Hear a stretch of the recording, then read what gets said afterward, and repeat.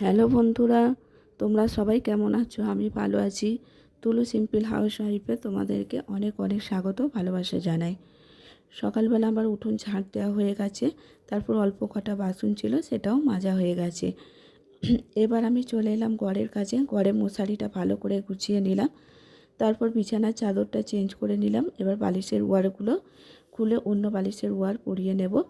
এবার ঘর বারান্দা আমি ভালো করে ঝাঁট দিয়ে মুছে নেব। আজকে আজকে ছেলের স্কুলে পরীক্ষা আছে, তাই সকালবেলা আমি একটু সিদ্ধ ভাত করে নিয়েছিলাম। ডাল সেদ্ধ, আলু সেদ্ধ আর ডিম সেদ্ধ করে নিয়েছিলাম। ওকে খাইয়ে আমি স্কুলে পাঠাবো, তাই ওই সিদ্ধ ভাতটা করে রেখে দিয়েছি। সকালবেলা ও দুধ আর বিস্কুট খেয়ে পড়তে গেছে, ও এলে ওকে খাইয়ে দাইয়ে স্কুলে পাঠিয়ে দেবো, কেননা ওর আজকে পরীক্ষা আছে। বাইরে ভীষণ ঝমঝম করে বৃষ্টি পড়ছে। আজকে পরীক্ষা আছে বলেই ছেলেকে স্কুল পাঠালাম, নাহলে পাঠাতাম না। তো স্নান করে চলে এসেছি আমি রান্নাঘরে। আজকে রান্না করব আমি আলু ভাজা, নোটে শাক ভাজা, পেঁয়াজ আর শুকনো লঙ্কা ফোড়ন দিয়ে। আর এইখানে আমি রান্না করব কচু আলু বরবটি দিয়ে একটা তরকারি। তরকারিটা আমার হয়ে গেছে। এবার মাছের ঝালটাও আমি করে নেব। তো মাছের ঝালটা এতটা রস রাখবো না, অল্প করে রস রেখে নামিয়ে নেব। তো দুপুরবেলা খাওয়া দাওয়া করে আমি থালা বাসনগুলো আমি মেজে নেব। তো বন্ধুরা, তোমরা সবাই প্লিজ আমাকে একটু সাপোর্ট করো। তোমাদের ভালোবাসা ছাড়া আমি এগোতেই পারবো না।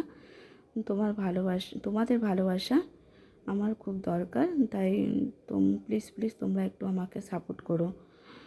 তোমরা ভালোবাসা দিলে আমি এগোতে পারবো, নাহলে এগোতেই পারবো না।